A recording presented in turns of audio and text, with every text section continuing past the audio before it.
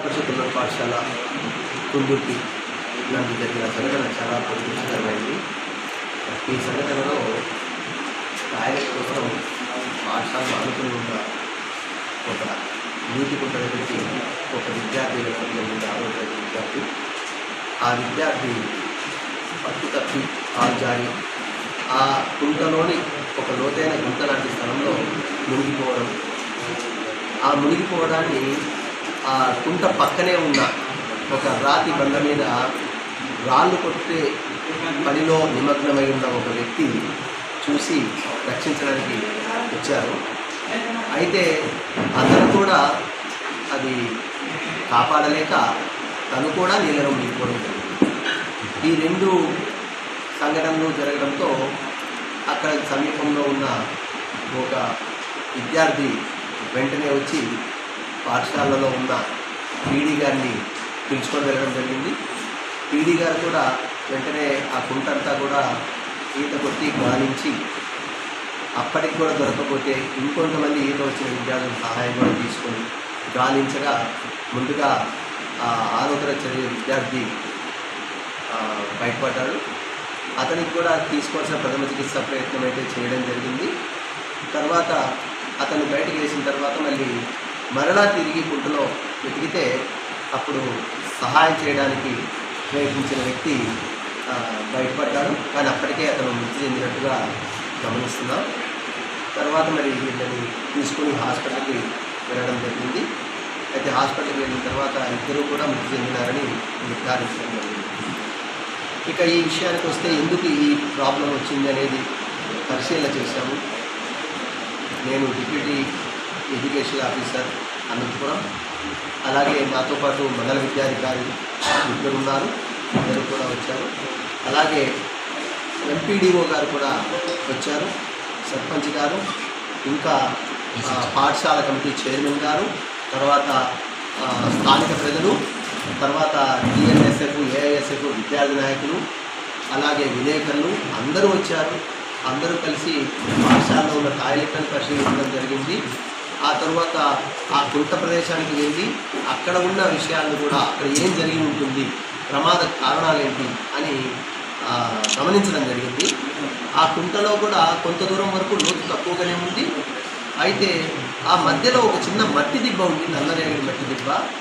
అక్కడ దాకా వెళ్ళి నిలబడిన పిల్లవాడు కాలు జారి చెప్పు కోసం వెతుక్కుంటూ ముందుకు వెళ్ళి అక్కడ గుంటలో ఉండిపోవడం జరిగింది. ఇక దీని కారణాలను పరిశీలిస్తే పాఠశాల కాంపౌండ్ వాళ్ళలో కొన్ని చోట్ల పూర్తి కాలేదు, అంటే సంపూర్ణంగా లేదు. ఆ కుంట వైపుగా ఉన్న భాగంలో 1.5 అడుగు స్థలాన్ని వదిలిపెట్టి కట్టడం జరిగింది.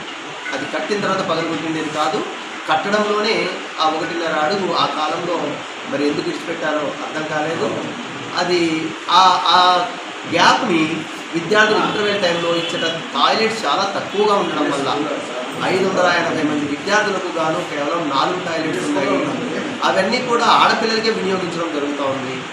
మగపిల్లలకి వేరే మార్గం లేక కొంతమంది కాంపౌండ్ వాళ్ళు ఆనుకొని బయటకు వెళ్తున్నారు, మిగిలిన వాళ్ళు ఎక్కువ మంది కాంపౌండ్ వాళ్ళు బయట కూడా కాంపౌండ్ ఆనుకొని వెళ్తున్నారు. కానీ కుంట అనేది ఈ పాఠశాలకి 150 మీటర్ల దూరంలో ఉంది. మధ్యలో ఒక చిన్న రాతి గుట్ట మాత్రమే ఉంది అక్కడ. అయితే విద్యార్థులు ఎవరైనా బహిర్భూమికి వెళ్ళాల్సిన అవసరం వచ్చినప్పుడు వాళ్ళు మాత్రము అక్కడి దాకా వెళ్ళడం జరుగుతుంది. ఈరోజు సంఘటనను పరిశీలిస్తే 4 విద్యార్థులు 6వ తరగతి విద్యార్థులు ఆ వైపుగా వెళ్ళినట్టు గమనించడం జరిగింది.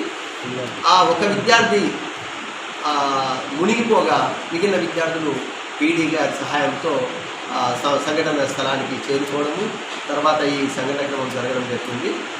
దీనికి పరిష్కారం చేయడానికి ప్రధానమైన పరిష్కారం ఏంటంటే పాఠశాలలో స్ట్రెంగ్త్ దాదాపు 580 ఉన్నాయి కాబట్టి ఇంకా అవసరమైనన్ని టాయిలెట్స్ నిర్మించినట్లయితే కొన్ని టాయిలెట్స్ బాలులకు కూడా కేటాయించడానికి అవకాశం దొరుకుతుంది. అంతేకాకుండా ఇప్పటికీ కూడా 2 టాయిలెట్స్ నిర్మాణ దశలో ఉన్నాయి నాడు నేడు పథకం కింద. అయితే ఆ 2 టాయిలెట్స్ నిర్మాణానికి గాను ఇంకా తగినంత ఆర్థిక వనరులు ఇక్కడ అయిపోయినాయి. కాబట్టి సమగ్ర శిక్ష వారితో మాట్లాడి దీనికి సంబంధించి నిధులు మంజూరు అయ్యేటట్టుగా చూసి అదనపు టాయిలెట్లను వెంటనే పూర్తి చేయించడం జరుగుతుంది. తర్వాత ఆ కాంపౌండ్ వాళ్ళలో లోపాలు ఉన్నాయి, ఆ లోపాలని కూడా సరిచేస్తూ కాంపౌండ్ వాళ్ళని ఊహించడానికి సిఫార్సు చేయడం జరుగుతుంది. కాబట్టి తప్పనిసరిగా ఈ పాఠశాలకు సంబంధించిన సంపూర్ణమైన రక్షణ అంశాలకి ప్రథమ ప్రాధాన్యత ఇస్తాము. మరి ఇప్పుడే తక్షణ చర్యలు చేపట్టాల్సిందిగా ప్రధానోపాధ్యాయులను కూడా ఆదేశించడం జరుగుతుంది. దీని మీద మండల విద్యాధికారులు ఇద్దరూ కూడా ముందుండి ఎట్టి పరిస్థితుల్లోనూ ఇలాంటి సంఘటన ఇంకొకసారి ఎప్పటికీ పునరావృతం కాకుండా జాగ్రత్త పడడమే కాక మండలంలో ఇంకా ఎట్లాంటి పాఠశాలలు ఏమైనా ఉన్నాయంటే ప్రమాద గంటికంలో ఉన్న పాఠశాలలు వాటిని కూడా మరి ఎంఈఓలు వెంటనే సందర్శించి తగిన రిపోర్ట్ చేసి అక్కడ కూడా రక్షణ చర్యలు చేపట్టాల్సిందని మండల విద్యాధికారులను కూడా ఇప్పుడే ఆదేశించడం జరుగుతుంది. ఇది ఈరోజు జరిగిన సంఘటన. అలాగే విద్యార్థి సంఘ నాయకులు కూడా కొన్ని డిమాండ్లతో వినతిపత్రాన్ని ఇచ్చారు. దీన్ని కూడా తగు పరిశీలన నిమిత్తం కలెక్టర్ గారికి నివేదికతో పాటు సమర్పించడం.